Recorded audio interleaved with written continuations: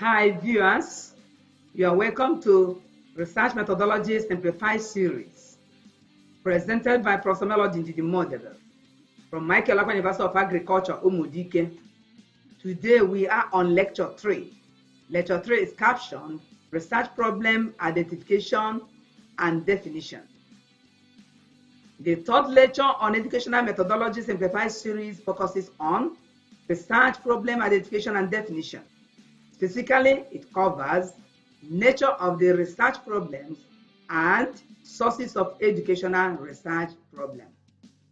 Let us look at nature of research problems. Nature of research problems clarifies forms problems in education can take. This is what we are talking about, that in educational research where we have problems. You cannot carry out research where there is no problem. What necessary research in educational management and in education as a field is the presence of problems. So we want to look at what are these natures of this problem we encounter or want to tackle or want to investigate in educational research. Therefore, we describe it as nature of research problem. Educational problems may exist in form of a missing link, gap to be filled, an imbalance, a puzzlement, an uncertainty, a need, an unsatisfactory puzzle state of affairs, and unanswered questions. It provides ability to differentiate between a problem and a symptom. So we are talking about educational problems. Nature of educational problem in educational field. When you're carrying out investigation, it manifests in various forms. I have mentioned examples how it can manifest. When you say a missing link, there's a gap you want to fill. Somebody has studied about a particular problem in this state, has not studied in a particular state, or studied in a particular country, has not been studying in a particular country. So when you study in a country that has not been studied, you are filling the gap of that distance and location. Or maybe somebody has used a particular method in carrying out a research to solve a particular problem, but you feel there are other methods that could be used to do it better or to find out something that will give us a better result. So if you do it using a method other than what others have used, you are also filling a gap. So when we talk about problem as a missing link, we say problem as a missing link indicates a gap to be filled by the research findings. So a problem to be filled, as I have explained, there's a gap between what is existing and what is not done. It's like you have a place of food before you, and somebody has come to join you in taking the food and taking part of it, taking part of this. There are areas that have not been touched. So if somebody else wants to join, you have to start from somewhere. That is, you are trying to close up the link. Missing link could be located in educational thought, process, practice, or method.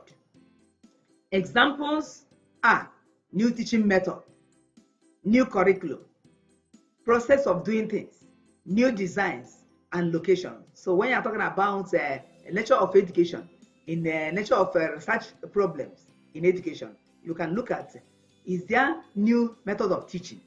Yes. Is the type of method of teaching we are using in our environment not really enhancing student learning, not really promoting effective and active teaching? Yeah. Is there where we are today that your environment is not meeting up? You have to research. And when you are doing this, you are filling a gap, and you are solving a problem. And that's the way a problem can occur.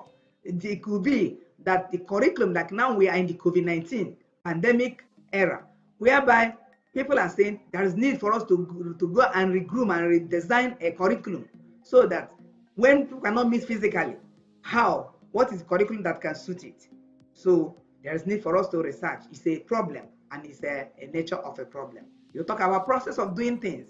Yes, way of doing things, method, procedures, techniques, strategies. This could be a nature.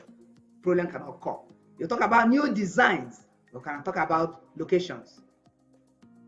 When we look at problem as an imbalance, yes, problem could occur or appear as an imbalance from where you are picking it. So imbalances that exist in an educational system, in a society, or an organization create potential problems. Imbalance is very clear. In Nigeria, as a typical example, what is happening in the northern part of Nigeria is different from what is happening in the southern part. What is happening in southern may be different from what is happening in the western part of Nigeria. So there is imbalance in admission, there is imbalance in a distribution of national cake. There are imbalance in a lot of things. So it is a problem. It can emanate problem. It can create problem, and that's why a problem comes in this form. You say problem as an imbalance. Imbalance causes educational system not to function optimally and effectively, which means even in the distribution of educational facilities, resources that are needed for learning, needed for teaching, when they are not equitably being distributed in schools or in states or in educational zones or local government, it appears as a what? Imbalance. There is urgent need to correct the imbalances in admission practices in various nations, in various states, in various locations. There is need to correct the imbalances in provision and professional development of human resources. Yes, in universities, the way professional development is going on, provision for that is going on, people are frying at it. We have what we call TED Fund project. TED Fund map out for education for university to use to develop their staff, to use to sponsor, make sure we have adequate professional development. But people are finding in way it is being used. There are people that always have access to it. There are people that can access it to sponsor their distance. While there are people who are more intelligent, who raise more problem areas, they are not giving the attention to make use of that TED Fund to be able to do something. So it can serve as a source of what? Problem. Provision of and access to learning facilities is also a manifestation of what? Imbalance. Expansion of facilities, when you have some, but it's not growing, it's not expanding, it's also a case of what? Imbalance that needs correction. Salary structures and payments. Yes, those in the primary schools have their dissatisfaction. Those in secondary school level have their dissatisfaction. Even at the university, you can see regularly the ASU is always on strike. Concerning salary structures, concerning environmental learning, concerning inadequacies of facilities in the universities. So these are signs and levels of imbalances. We can also have promotions and advancements. Yes, if you go to every sector of education and every sector of economy, the way people are being promoted, the way people are being advanced is not done as it's supposed to do. There are biases, there are what on-core imbalances, which is not good for national development. Want to look at problem as a puzzlement. Puzzlement or perplexity in educational concepts, theory and practice may pose problems. Examples are misperceptions. When there is a misperception of a concept or idea, it poses a problem as a what? Puzzlement. When there is mixed up, it poses problems as what? Puzzlement. When there is confusion in what we are doing, other method or way we do things, it creates what? Puzzlement. When there is bewilderment, when there is the incomprehension of what we are doing or what somebody else is doing, both at the national level, at local level, at urban level, in educational system and other sectors of economy, it comes as a problem of puzzlement. When there is a lack of clarity in what somebody is doing at management level, at a lower level, we have the senior staff, we have the lower staff. If there is the what? Incomprehension, lack of clarity, presence of any of the above as mentioned is a researchable problem. Problem as an uncertainty. Yes, nature of problem can occur in form of what? Uncertainty. When we talk about uncertainty, we are looking at areas of doubt, areas of indecisions, areas of vagueness, areas of ambiguity, areas of hesitation, areas of insecurity. Uncertainty issues are forms of educational problems. Problems as a need. So problem can come because there is a need for something. Like now we are in the era of a COVID pandemic that universities have closed down for more than 5 months now about that. And there's no academic activity going on now. So there is need for us to know how to resume.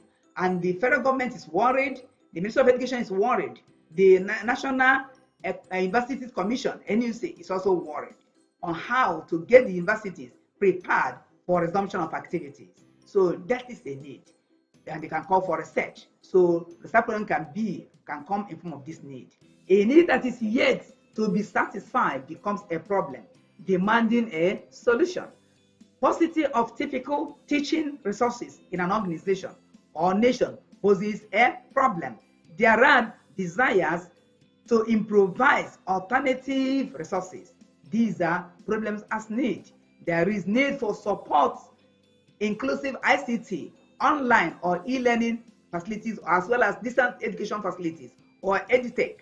These are needs, especially at this time of a pandemic.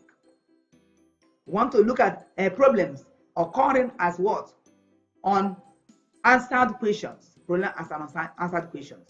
Problems can come in form of questions. Yes, that's why remember when you're carrying out your work, you always put your problem in question form or declarative form. So problems can come in form of questions, and when it comes in form of question, it demands for answers. Problems may be stated in question forms. Questions need answer. Questions without answers or unanswered questions are researchable problems. In education, so many unanswered questions abound. They therefore pose problems. Problem as an unsatisfactory state of affairs. Yes, we're talking about various forms and various natures problem can occur. We say problems as an unsatisfactory state of affairs. When there is the state of affairs you are in is no longer satisfactory. What is going on within the organization, your people are no longer at home with it. We say unsatisfactory state of affairs. There are many unsatisfactory state of affairs or anomalies in business of education. Examples abound in educational management, classroom management, teaching and learning processes and methods, educational technology, school administration, to mention but a few. Distance, online or e-learning skills and the facility, which is now the unsatisfactory state of affairs in Nigeria and many other developing countries. Even developing countries are still fashioning ways to improve their learning, to make sure that education has not come to complete lockdown. That is an unsatisfactory state that university, for instance, or other educational sectors should be under lockdown. Definition of a problem. That means when you have a problem, you do not say I have a problem. How do you make sure that people agree with you, agree with your problem? You have to do what? Define that problem. And that's what we call definition of problem. The first one we did was identification of the problem. Now defining of the problem. Identification or recognition of a problem is important, but thorough understanding, analysis, and clarification of the problem is another further step in defining the problem. Make the problem convincing and glaring. That is the end of this lecture. Thank you for listening. We are going to look the next aspect of this lecture will come in form of sources of research problem.